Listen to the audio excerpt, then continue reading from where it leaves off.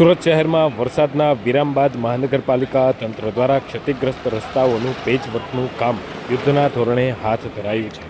રાંદેર ઝોનના ગેલેક્સી સર્કલથી પ્રથમ સર્કલ માર્ગ પર ડામર પેચવર્ક કરાયું.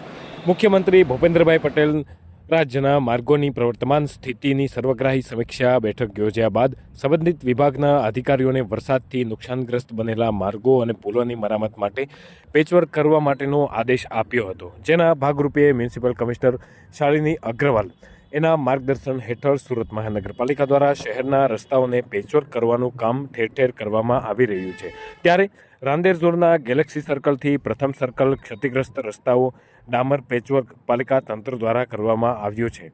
આમ વરસાદી સિઝનમાં માર્ગ વ્યવસ્થાપન સુનિશ્ચિત બનાવવા સુરત મહાનગરપાલિકા સંપૂર્ણ સતર્કતા સાથે કામગીરી કરી રહી છે. તનુકુમાર તારપરા, સુરત.